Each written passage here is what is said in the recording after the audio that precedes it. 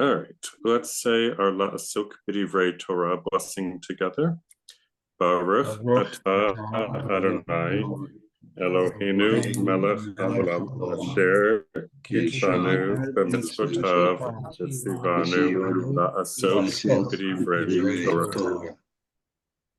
Praise to you, Lord our God, rule of the universe, who has made us holy with your commandments and commanded us to busy ourselves with the words of Torah. And I will apologize ahead of time if I disappear in another 30 minutes, but I'll be right back. So hang in there. So our topic this evening, comparing high holiday and Shabbat services, because in case you didn't know, the high holidays are coming. So it is a reasonable question as to how the services are the same and how they are different. There we go. For the high holidays versus Shabbat, since most of us are more familiar with Shabbat services.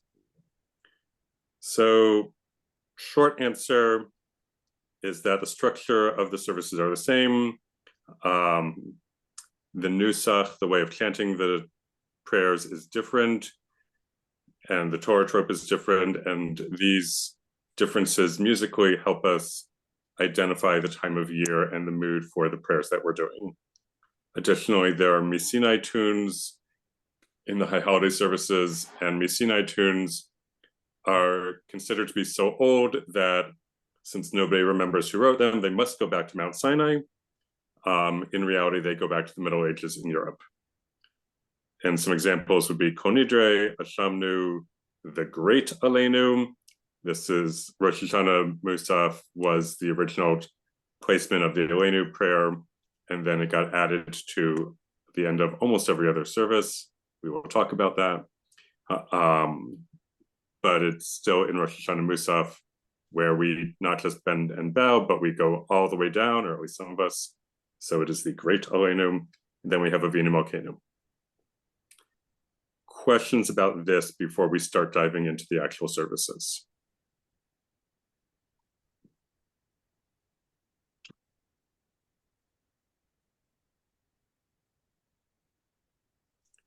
Okay, seeing none, here we go. So Shabbat evening services.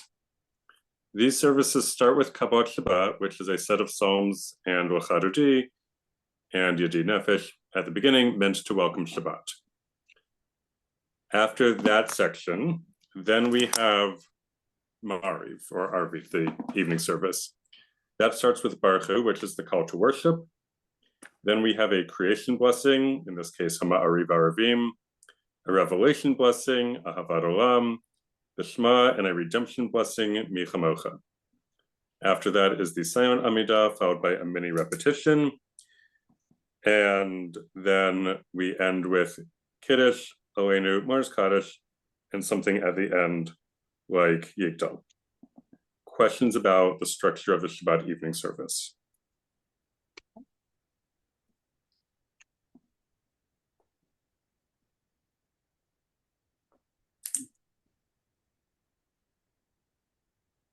All right, seeing none, we will move on now to the Rosh Hashanah evening service. So, if it is Shabbat and also Rosh Hashanah, then we have a truncated Kabbalat Shabbat section consisting of Psalms 92 and 93 because we are already in a joyous mood. Otherwise, the Rosh Hashanah evening service is pretty much the same as the Shabbat evening service, although the tunes are different. The changes are that instead of Vishamru, which is a quote from Exodus about Shabbat, at the end of the revelation, that should be a redemption blessing. Before the Amidah, there is a different biblical quote for Rosh Hashanah, which is from Psalm 81. And if it is also Shabbat, then we do Vishamru. In the Amidah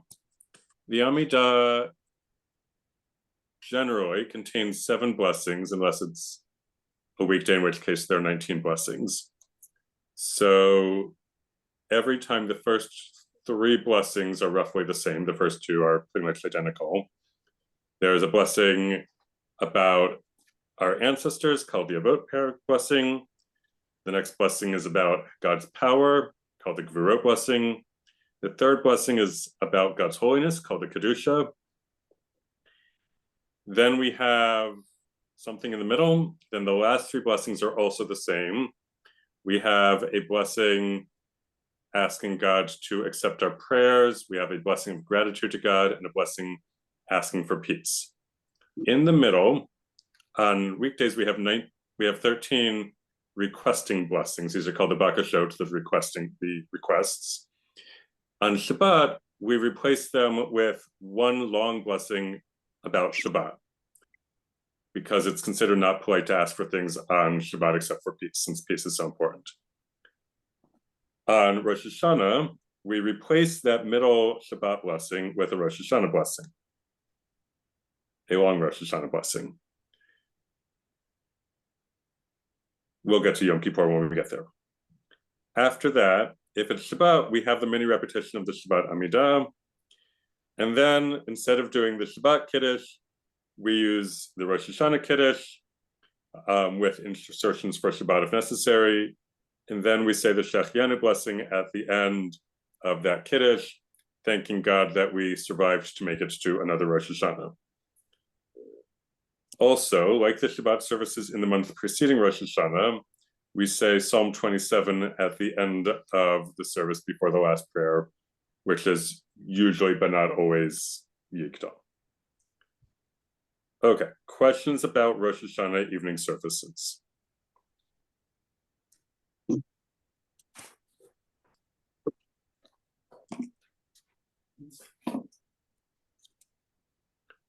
Okay, seeing none, we'll move right along. The Yom Kippur evening service. So this service is often called the Kol Nidre because the first major prayer is Kol Nidre. So we start with Kol Nidre. Then, if it's Shabbat, we'll add Psalms 92 and 93 as a nod to Shabbat. That is true this year. After that, the Yom Kippur evening service is pretty much identical to the Shabbat and to the Rosh Hashanah evening service, including the same nusach, the same way of chanting the prayers, until we get to the biblical quote for the day before the Amidah. For Yom Kippur, it's about Yom Kippur, not about Rosh Hashanah, and it comes from Leviticus chapter 16. If it's Shabbat, we also do Vishamru. The silent Amidah, because this is an evening service, so we only have a silent Amidah, is similar to the Rosh Hashanah silent Amidah. And then at the end, we add two prayers, Ashamnu and Al Chet, asking God to forgive us for the sins that we individually and communally might have committed. And those prayers also have a few added around them. If it's Shabbat, we also then do a mini repetition of the Shabbat Amidah. Now, Yom Kippur is different liturgically for a bunch of reasons. One of the biggest ones is the addition of something called the Slichot section. The Slichot section is a set of prayers asking for forgiveness. So this happens at every Yom Kippur service. We have one in the evening at the beginning of Yom Kippur. We have a second Slichot section at Shacharit, and the morning of Yom Kippur. We do it again at Musaf, after the Torah reading in the morning of Yom Kippur, early afternoon maybe. We have it at Mincha, in the afternoon service of Yom Kippur, and the fifth time is at Ne'ilah, the end of Yom Kippur service. The Kol Nidre Slichot section is different because we also have Ya'ala Tachanunenu and Ki Hine HaChomer. These are things added in this particular case. Some of the things that are more singy in the Slichot section include the 13 attributes of God, which is a quote from Exodus, Shema Kolenu, Kianu Amecha, Hashamnu, and Al Chet. And then there are smaller prayers that are the connective tissue in a way surrounding these pieces. At the end of this particular Slichot section, so for Yom Kippur evening, we do Misha Ana, and then the service ends with Avinu Malkeinu before going into the final prayers of Aleinu, Mourner's Kaddish, Psalm 27, and Yigdal. Questions about the Yom Kippur evening service?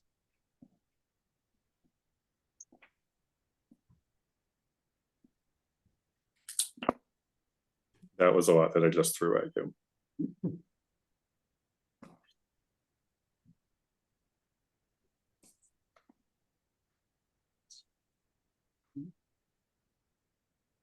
Giving you time to take it in before we move on. Okay. Seeing no questions, we'll march onward into the morning. So for Shabbat morning services, we start with the Birkot HaShachar and Psukei Zimra sections, which are prayers and psalms to get us in the mood to pray to God. Then we kick off Shacharit proper with Baruch Hu, which is a call to worship, followed by a creation prayer in the morning of Yotzer Or, a revelation prayer of Ahava Rabbah, the Shema, all three paragraphs, and a redemption prayer, Michamocha. After this comes the Amidah. The Torah service contains prayers for taking out the Torah. Then we have the reading of the Torah and the Haftarah, and then prayers for returning the Torah. Finally, Musaf has another Amidah and the conclusion prayers of Ein Keloheinu, Aleinu, Mourner's Kaddish, and Adon Olam. So we have just gone through like 2.5 hours in about 2.5 minutes. But here it is. Here are the bones of the service for Shabbat. Questions about this?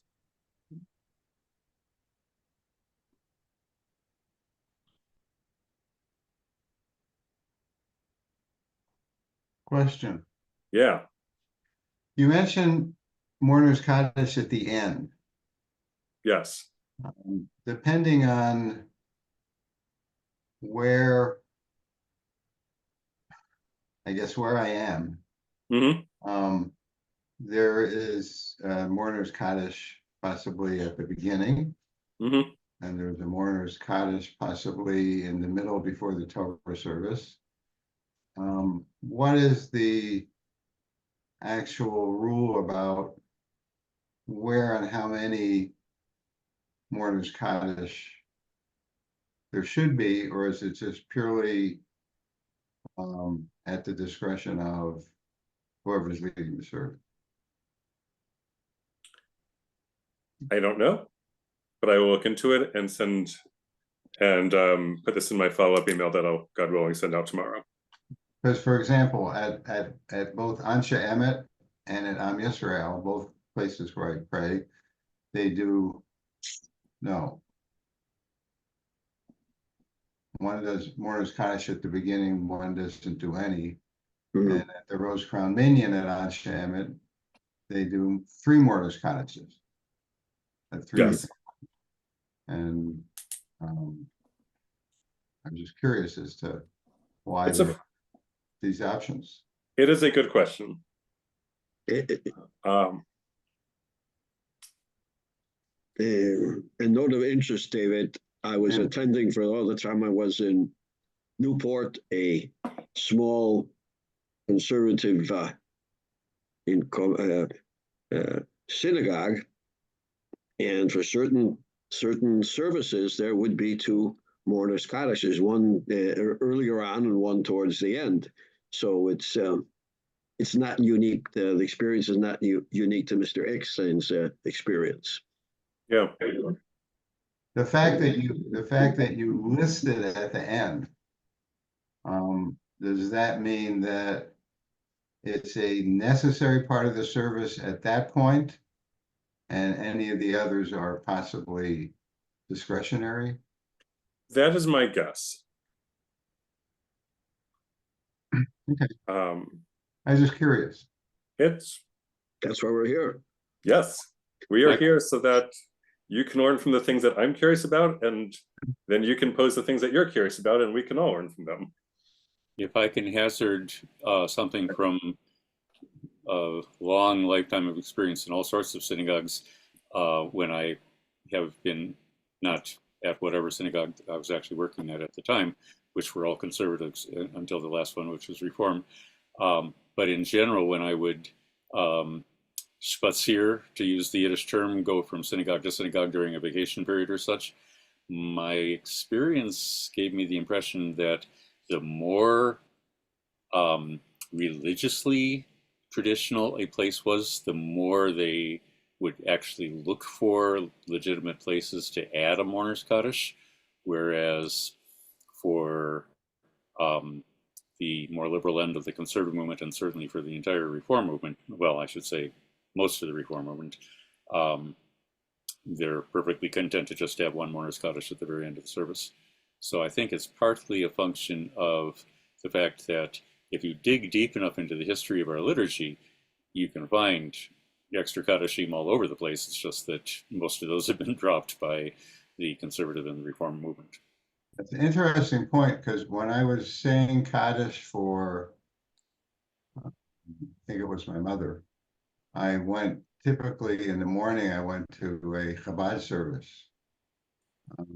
And there, they did three Kaddish 3 times. And I asked why, and they said, well, you're supposed to do Kaddish 3 times during the day. And so what they did was they did 3 Kaddish 3 times during the service, sort of in case that's the only service you go to, you get your 3 Kaddishes in. And the other piece of it, by the way, is that by definition, to pick up on something David said a week or two ago, Kaddish is a section divider. So there are groups that do a much more complete preliminary service than most of us are used to. And therefore, there are more sections to subdivide. And another good reason to put in all sorts of extra Kaddishim, Kaddish to Rabbanan, and Mourner's Kaddish, and you name it. And they can declare one of them a mourner's Kaddish. Yes, that's one of the nice things, is that you can say, okay, we're going to do this one for mourners. Chachi is one of those, Rabbi Cantor. I've also noticed another custom on certain occasions, you'll say the mourner's Kaddish, and then if there's another psalm, because of the psalm of the day, or it's Rosh Chodesh or something like that, they'll say that psalm and then do mourner's Kaddish again. So again, could be because more Kaddishes, but I thought that's an interesting custom I've noticed at some shows. But again, it's wrapped around the daily psalm or that sort of thing. And again, in the weekday, they typically do the mourner's Kaddish at the beginning, or they do a Kaddish to Rabbanan, which is done as a mourner's Kaddish, and then they do another psalm, and then they do. So they get their 3 in for the service. David? Yes. And maybe Neil? That was when I was saying Kaddish for my father, the 11 months mourners. And I had one night I was teaching supplemental religious school. So I'd asked a Talmud teacher of mine, because I didn't want to miss my Hebrew day for saying it, what the minimum halachic requirement to say mourners was. So I know it's a psalm read in Hebrew. And I got the religious school it was an upper school thing during dinner, to have all of them then participate during the meal in this mitzvah of saying, because then we would have a minyan. Anyway, the point of all that is, so when I thought about it, I know what the halacha is for mourners, or minimum, which is to have read the entirety of a psalm in Hebrew. What is the halacha? And I also know burial Kaddish, what the halacha is for that. So the 2 of them, mourners and burial. What is the halacha for Kaddish to Rabbanan, for Hatzi, for the other ones? What is the halacha to be able to say that? Well, David may have a very different answer, but my answer is very structural. It's simply there to divide the sections of the service. Kaddish Terapanan is said after study. So once you have studied a piece of text, you could recite Kaddish Terapanan, even if you're not in the context of a service at all. The Chatzi Kaddish and the Kaddish Shalem are more serving as punctuation. So you wouldn't just, I don't want to say randomly say them, but you would only say them in the context of a service with a minyan. And there are specific spots where each of those would go. Even though it's the Kaddish is a divider, often, or some places, they do the mourner's Kaddish at the very end of the service. Then they add a psalm. Right. And then they do mourner's Kaddish again. Right. So they've essentially added it in, and I guess used it as a divider because they put that extra psalm in, and so then they can do it at the end again. Exactly. Ask a I question. think also for weekday services, it might be a good custom. Maybe it's more of a custom than halacha, because a lot of people attending a weekday minyan service are attending because they need to say Kaddish. So if you have, more opportunities, I think that's also, it just works out very nicely. I mean, I don't know if that's a legitimate reason, but in a practical sense, I think that's a good thing. I've been to Chabad on Rosh Hashanah, where they did not say Kaddish. And I asked why not, and they said because we don't have any mourners here. Oh, I was a mourner, but I'm a woman, so it doesn't count. It should count. All right. Speaking of Rosh Hashanah. Should count, yeah. So the service for Rosh Hashanah morning starts off the same as on Shabbat, although the nusach is different, indicating that it is a different sacred occasion. There is an extra psalm added in the Birkat HaShachar section before Baruch Shemar. This is Psalm 8. Then transitioning from the Psukei de Zimra warm-up section to the Shachari main section of the morning service. On a Shabbat, that happens at Shochenad. On Rosh Hashanah, that happens at Hamelach. So one of the big themes of Rosh Hashanah is God as sovereign of the world, of the universe. And so the words are the same, but which one we emphasize and choose to start the service at changes to focus on the word Hamelach, meaning the sovereign.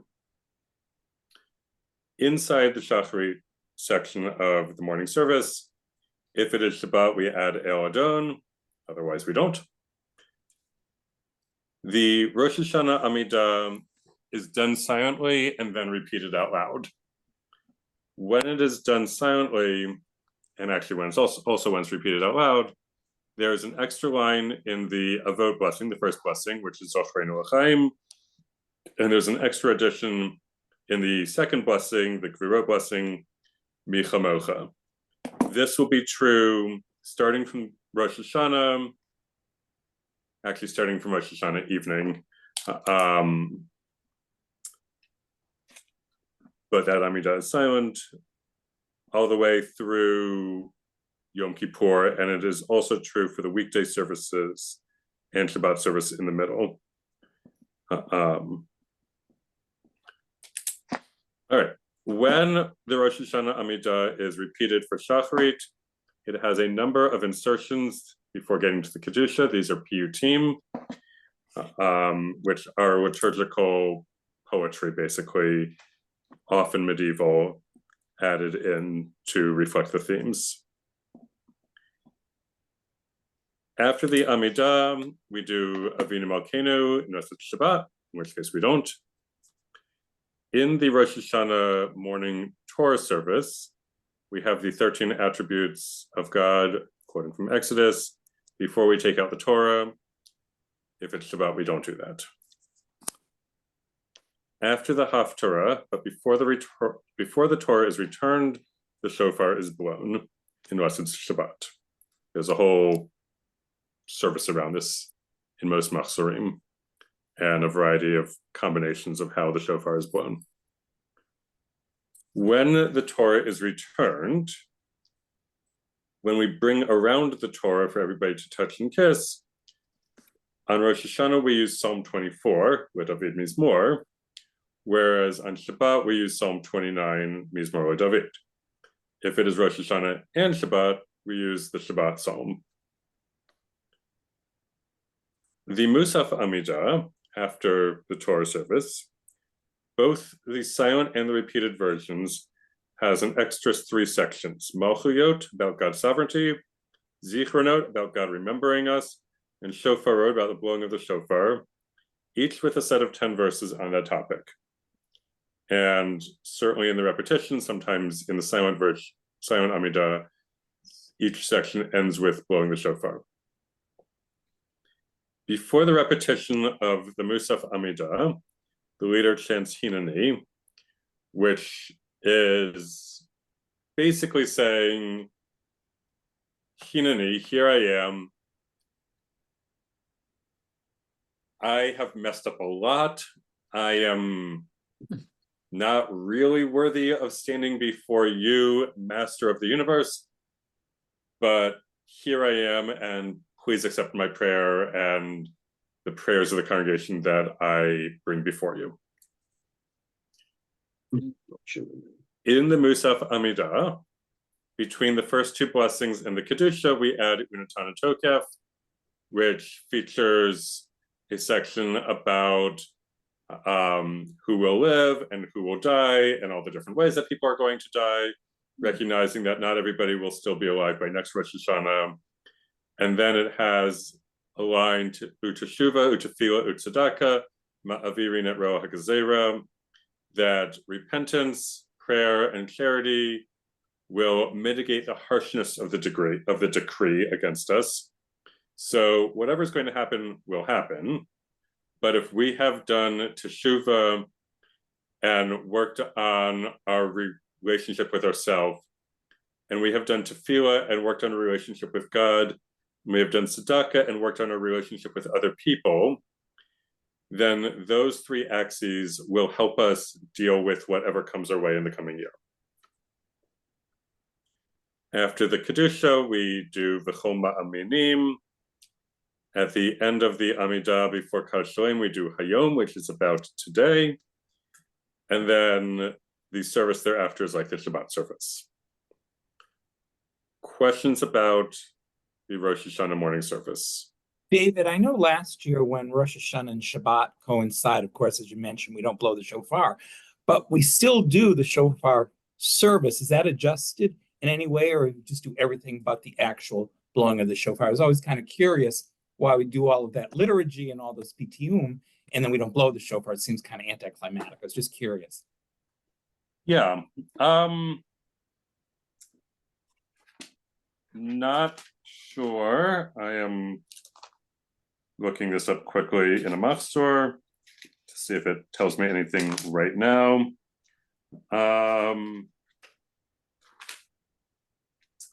I don't know for sure, but I will look into shofar service on Shabbat and what happens. I have a question, David. Yeah. I was just thinking, sometimes on Saturday we have musical Shabbat. There's music.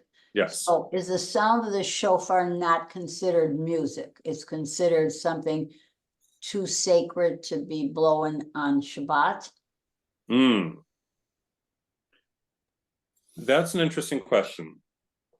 So the shofar, so the last of the 150 Psalms in the book of Psalms talks about all of the different instruments used in the used in the temple, and one of the lines is Hallelujah, B'teka shofar. Praise God with the blowing of the shofar. Yes, yeah. So the shofar was considered a musical instrument in the time of the temple.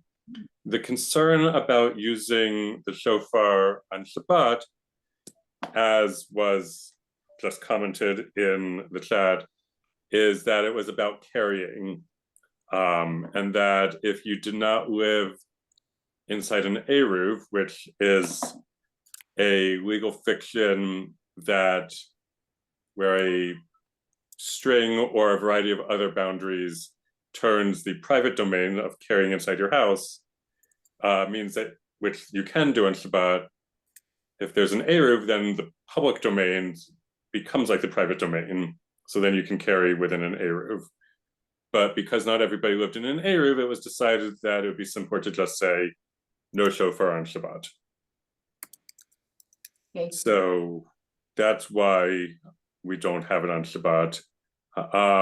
The shofar was also, I think, used as an instrument in time of war for like alerting people. I will have to double check that. So that might also be another reason why we wouldn't want to bring that on Shabbat. Okay. Other questions about Rosh Hashanah morning?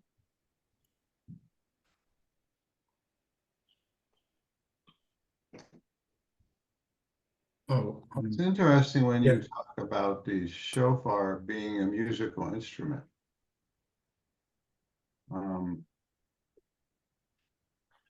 I've never heard anyone say you play the shofar. You blow the shofar. And a musical instrument you play. That's true. And so I've always considered the shofar as something different from a musical instrument. You blow the shofar to do certain things. A musical instrument is an accompaniment to whatever you're doing. Mm-hmm. You blow the shofar to go to war, you blow the shofar for to end Yom Kippur, you blow the shofar for various purposes. And so I've always thought of that as not a musical instrument, but as a sort of an implement, as part of fair things we do. Yeah, so the shofar is occasionally a musical instrument. There have been pieces written, orchestral pieces written for the shofar that include a shofar. My father played the shofar, I think, with the New York Philharmonic or maybe the Philadelphia Philharmonic on the occasion of Israel's 50th anniversary. They had 4 shofar players. It's kind of like a bugle, where if you squeeze your lips tight enough, you can get different sounds out of it. So it can be a musical instrument. It just isn't usually, since the temple was destroyed. But you raise a good point. All right, looking at the time, I'm now going to move a little faster so that we get through Ne'ilah before 9 o'clock. All right, Yom Kippur morning services. So the Yom Kippur morning service is very much like the Rosh Hashanah morning service with a few changes. So the extra psalm added before Baruch Shemar is Psalm 51, not Psalm 8 like on Rosh Hashanah. The Shacharit Zion Amidah has a Shamnu and Al Chet at the end with a few prayers around them. We saw this already in the evening. The Shacharit Amidah, when it is repeated, has a Slichot section at the end. After we repeat the Shacharit Amidah, there's an Avinu Malkeinu, Vasat Shabbat. Yizkor is added because we are thinking about people who have passed away during the holiday season. And so it is added either after the Haftorah or sometime thereafter. Different congregations do it at different points, but we do have a Yizkor section. In Musaf, possibly before the Slichot section, but again, this can be moved around depending on the Machzor and the choices of the service leaders. We have a martyrology section and a Avoda section, recalling how Yom Kippur was in the times of the temple and how it's recorded in the Talmud. And then the Yom Kippur morning service ends with Kaddish Shalem, but it does not end with Aleinu or their Mourner's Kaddish. And this is one of only 2 services in the year to not end with Aleinu. I'm going to keep going. And at this pace, I think we will have time for questions, but I want to make sure we get through the service. Moving on to the Shabbat afternoon service. So the Shabbat afternoon service starts with Ashrei, followed by Har Zion, which is a set of biblical quotes and Aramaic commentary in them. Then we have a Torah service, in which we read the beginning of the following week's Torah portion. And finally, there's an Amida, followed by Aleinu and the Mourner's Kaddish. I like to think of the afternoon service of Mincha as the AAA service, Ashrei, Amida, and Aleinu, with Kaddishes in between. And on Shabbat, we have a Torah service as well. For Rosh Hashanah, it's pretty similar. We only do a Torah service if it's also Shabbat. And we have a Rosh Hashanah section in the middle of the Amidah instead of a Shabbat section. And finally, we sing Avinu Malkeinu after the Amidah unless it's Shabbat. That's the Rosh Hashanah afternoon service. The Yom Kippur afternoon service is similar to the Rosh Hashanah one with the following changes. We start immediately with the Torah service. No starting with Ashrei. This is the only mincha, the only afternoon service of the year that does not start with Ashrei. Not only is there definitely a Torah reading, Shabbat or no Shabbat, but there's also a Haftarah, which is the book of Jonah. There is a Haftarah for the afternoon service of fast days throughout the year. Usually it's the same Haftarah. Yom Kippur gets a special one. As we've seen before, the Simon Amidah ends with Ashamnu and Al Chet, along with their surrounding prayers. The repetition of the Amidah has a Slichot section at the end. After the Amidah is repeated, we do Avinu Malkeinu, unless it's Shabbat. And finally, the service ends with Kaddish Shalem, but not Aleinu or Mourner's Kaddish. And this is the second of the only 2 services in the year to not end with Aleinu. Finally, Ne'ilah. So, Ne'ilah is a bonus service. There is no parallel to it on Shabbat or on Rosh Hashanah. So, here is what's in it. Ne'ilah starts with Ashrei, followed by Har Zion. Normally, these would start the afternoon service, Mincha, but the Yom Kippur afternoon service is like an extension of the morning service, so we're not doing these at the beginning of that. The silent Amidah ends with Ashamnu and all prayers. Before we repeat the Amidah, we do El Norah. We get the 5th and final Slichot section of Yom Kippur. But this one starts with Ptach Lanu Sha'ar, because we are asking for the gates of heaven to stay open to receive our last prayers for forgiveness. And in this Slichot section, we also get Eknat Mesaldecha, Yisrael Nosha, Yachbeinu, and Yashmi'enu, which are a set of lines all in a row asking God to accept our prayers. The repetition of the Amidah ends with Avinu Malkeinu, even on Shabbat. And the Kaddish Shalem is usually done with a bouncy Hasidic Kaddish. Yitgadal v'yitkadash shemei Rabba. Some people do this for every High Holidays Kaddish Shalem. However, it is more powerful if you save it for only the very end of Ne'ilah.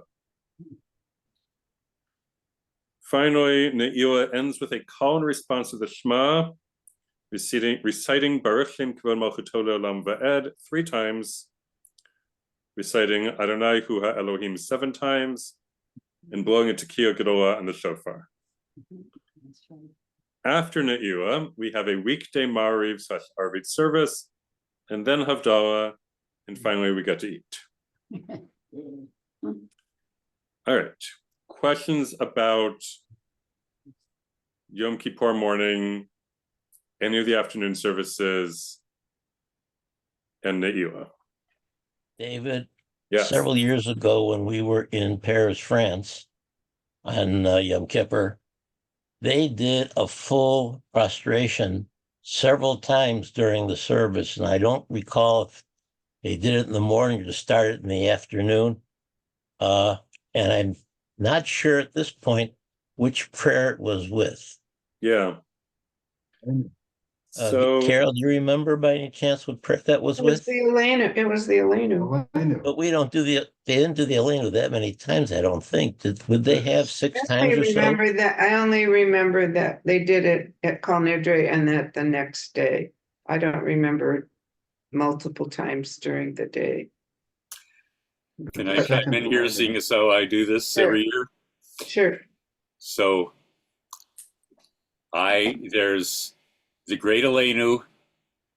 As long as I've got somebody standing by to haul me off the floor, I go flat on my face, and then 3 times during the Avoda service.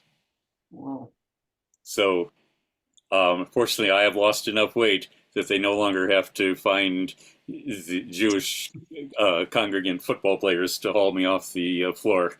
There's 70 pounds less of me to lift up off the floor, but I'm still by the time of the afternoon, the 3 Avoda services where I'm reenacting the high priest. I may be less of a dead weight, but I'm still a dead weight because I haven't got much strength to push myself up. Well, in Paris, the entire congregation did the prostration, not just the leader of the service. Everybody got on the floor. Oh my gosh, I've never seen that in my entire 50 years. And I was wondering why I was the only one in a dress. Most of the women were in pants. Oh, Now you know why, Some right? some of our congregants go. It was a congregation. Herb, do you know what kind of congregation it was? Was it Sephardi? It was conservative. It might have perhaps a little bit more traditional than liberal. It was conservative. Yeah, we used the Lev Shalom Moxer. It was definitely conservative. Because that's got a lot of female, reference to the matriarchs and such that no Orthodox synagogue would do. Right? No, it wasn't Orthodox. Why can we sing Avinu Malkeinu during the afternoon service if it's Shabbat? Shabbat's over by then. No, we blow the shofar at sundown, don't we?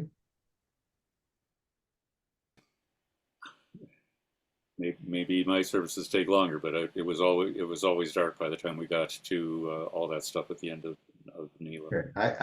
I thought that when we blow we're supposed to blow the shofar at sundown, so we actually go past sundown. Oh yes! Oh my gosh, yes.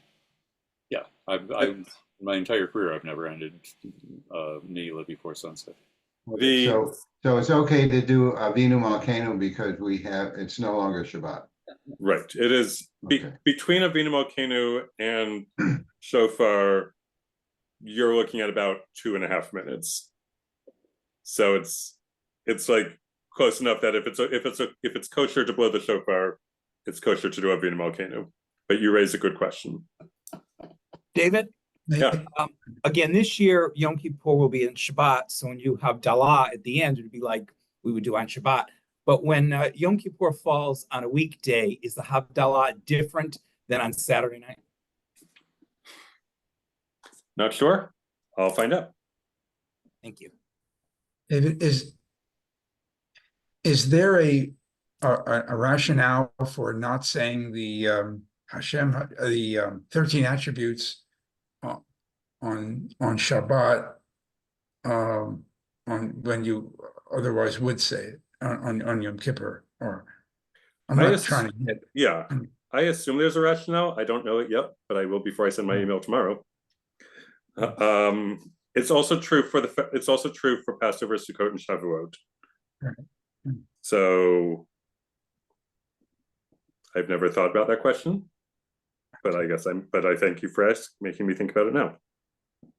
So actually the shofar has to be blown after Shabbat because we do Havdalah before we blow the shofar. And Havdalah has to be after Shabbat. Yep. Because you're lighting a candle, right, Norm?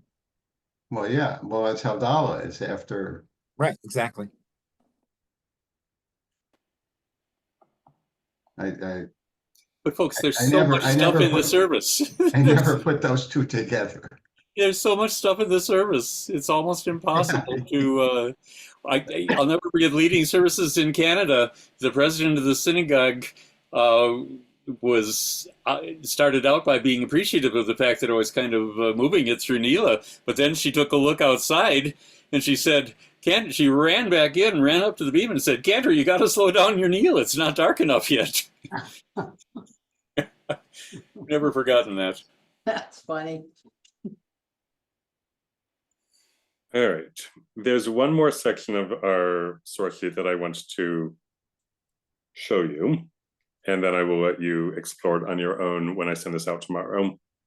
And that is the many-eth tunes. So we talked about this at the very beginning. How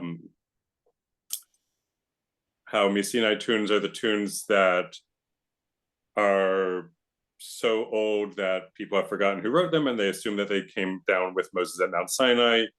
But in fact, they were written in the 12 to 1500s in the Rhineland, in Europe, and spread to Eastern and Western Europe. So if it is of interest to you to look at the many-eth tunes, I have here links. I have here a paragraph. If it is not of interest to you, but you like videos and or listening to prayers, I have all sorts of YouTube videos. We have Aleinu, we have Ashamnu, done a little quicker than usual. We have Konidre, Misha'ana, Ochilo La'el, Al-Chet, the Rosh Hashanah Shachrit, Avinu Malkeinu in English and Hebrew, El Norah, the Rosh Hashanah Baruch Hu, Shachrit Kaddish, Hashem Malach, Uvachain, in the Yom Kippur Vidui section, and my thanks to my father for making half of these videos. And then if you really want to dig into it, about many-eth tunes, in the appendix we have an Encyclopedia Judaica article that you can read. We have sheet music from Max Wohlberg, who was a very important cantor, and also wrote the Mechalkel Chaim Bechesed tune in the Shabbat Amidah. So he has pages and pages and pages and pages of all the many-eth tunes for high holidays.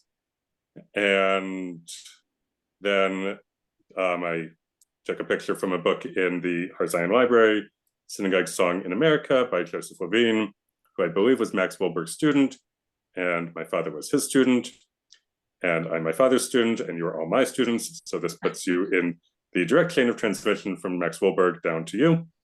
And he has more many-eth references if you want to go exploring that. And then his appendix where he talks about it. David, you are wonderful putting all this together. Thank you. You're welcome. So I'm going to stop the share. Thank you, David. This Stop was the wonderful. recording. Unbelievable.